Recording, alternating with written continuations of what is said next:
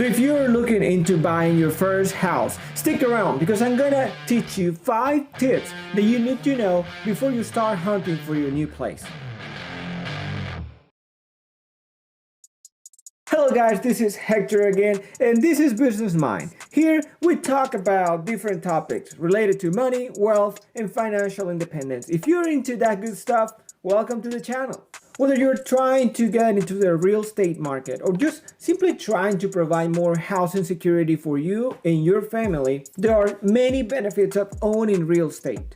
The equity you have in your own house, for instance, is a form of savings account. Instead of paying rent to somebody else, you're paying off your mortgage and building equity for yourself. There are so many tax benefits too that can be used to offset tax on other sources of passive income. And also, hey, let's admit it, there's a sense of pride in home ownership, right? So regardless of what the case is, the majority of people will have to finance their first house by obtaining a home mortgage from a lending institution. The purpose of this video is to provide a guide for us, first-time owners, and even if it is not your first time, we're going to cover 5 crucial steps before you buy any house. So step number 1 is calculate how much home you can afford. Listen, there are millions of homes out there to choose from, and it can be a little daunting if you start hunting for a place without narrowing your search first. So, to set yourself up for success, the best place you can start is to consider how much home you can afford. Consider your income, for instance. Many banks will require that your monthly costs can exceed a percentage of your income. For instance, let's say 28%. That means that if you earn $50,000 per year, your total monthly housing costs shouldn't exceed $1,166 or 28% of your monthly income. But it's more than your income that banks will look at.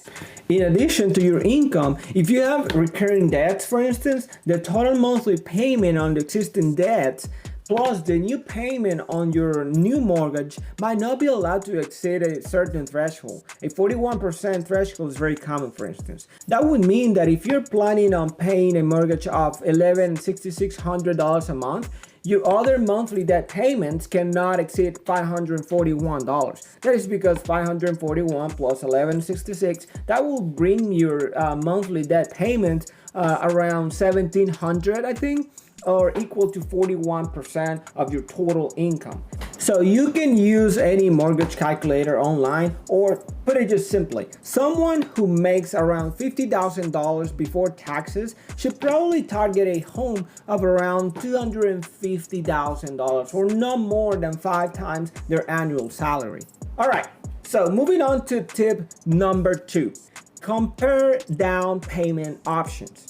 This is a big one, guys. Most lenders would prefer a down payment of around 20% or higher to qualify for conventional loans. That's kind of like the rule of thumb of down payments right now, but there are so many more options out there. There are over 2,400 home buyer assistance programs in the United States right now that offer down payment help in the form of grants, low interest, or deferred loans. Forgivable loans even are out there and other programs. However, you should be aware that with a smaller down payment, you are most likely to be required to pay for a mortgage insurance, which is, it will add on and with time.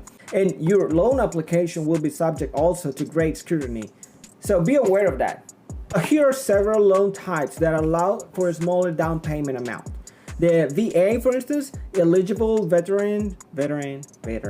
If you're a veteran, you might qualify for a veteran administration type of loan. And if you qualify for this is going to be great because you can access to a 0% down and non-mortgage insurance type of deal. So if you're a veteran or a spouse of a veteran, if you can qualify, you think you qualify for this is definitely the way to go. We have also the FHA loans or the Federal Housing Administration loans. The FHA loans offer 3.5% down payment mortgages through participant lenders. FHA loans are also easier to qualify for and have slightly lower rates than conventional mortgages.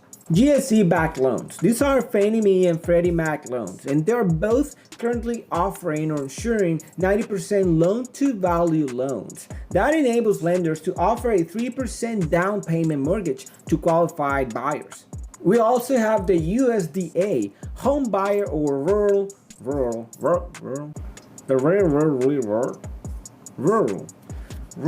that's a weird word, rural. Okay, home buyers in rural, and suburban areas. Okay, let's move on. Home buyers in rural and suburban areas might be able to qualify for home loans offered by the U.S. Department of Agriculture. USDA loans offer low rates and 100% financing. All right, so moving on to number 3, find the right home for you. And this is the fun part. This is where you have to enjoy it. Because now that you know how much home you can afford and how much money you need to save for your down payment, now you are ready to have fun looking for a house, finding the right home for you and your family. Before a prospective homeowner or you begin the quest towards purchasing a home, there are many factors that you need to consider, most of which are determined by basic facts or assumptions. How big is your family? What kind of neighborhood you're willing to live in? Are schools a factor? Is it a single family home requirement, or can it be a condo?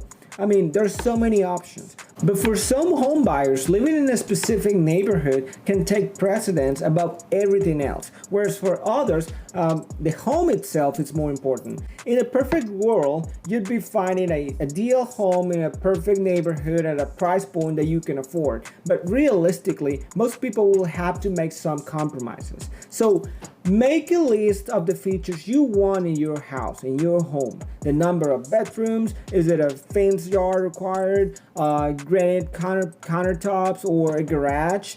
So all these things, you're gonna put them in the list and then you're gonna rank them in terms of priority. Then decide whether the house or the neighborhood matters most for you, and whether you're willing to maybe make a longer commute in order to own a house with a larger lot. These kind of things, these kind of decisions need to be made before beginning the search for your new house. All right, so moving down to number 4. Compare mortgage lenders. Now this is a huge one, guys. One of the number one mistakes made by home buyers is not shopping around for mortgages. Now, your realtor knows a guy, or maybe your parents used a mortgage broker in the past.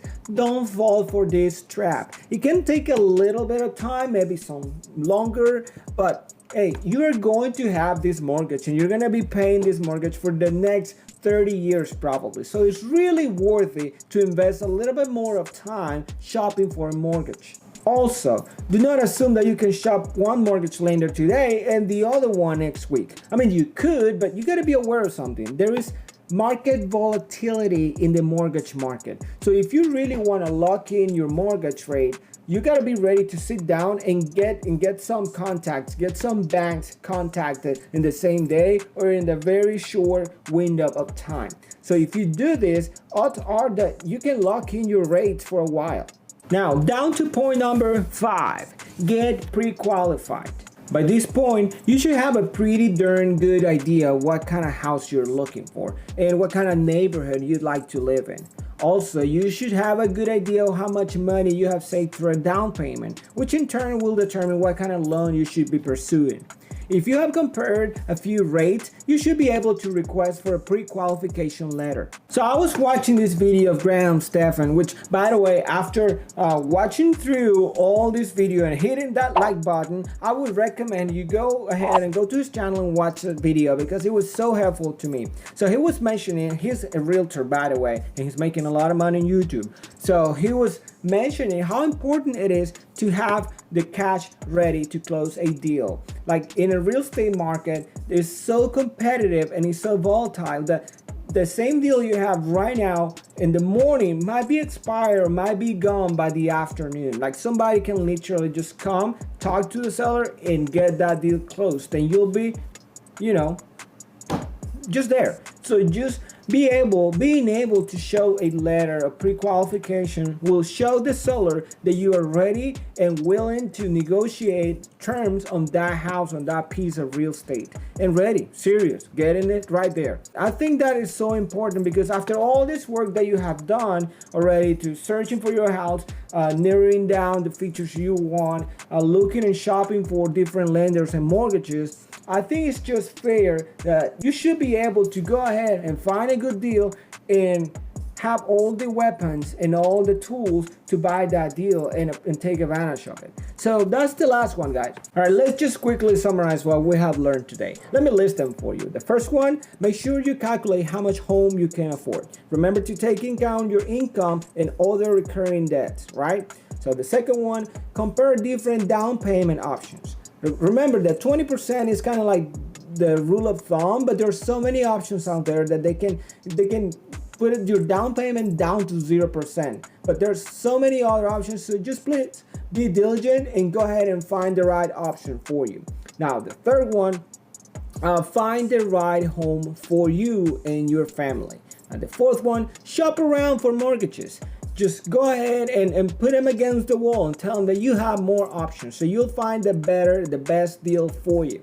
And the fifth one, get pre-qualified, okay? So if you follow all these steps, guys, you're gonna do great finding the next home for you and your family. And I wish you best. And of course, I wish myself best too, because I'm in the lookout for a new house. And so guys, this has been it for this video, and I really hope, guys, you enjoyed it and you learned something from it. If you did, why don't you just go ahead and hit that like button so it helps me to grow this channel, and also subscribe to it so you don't miss any other of my videos. I'm gonna be posting weekly more videos about these topics, and I think they're really interesting, and I hope they're interesting for you too. So I hope to see you on the next one, guys. This has been Hector, and this is Business Mind.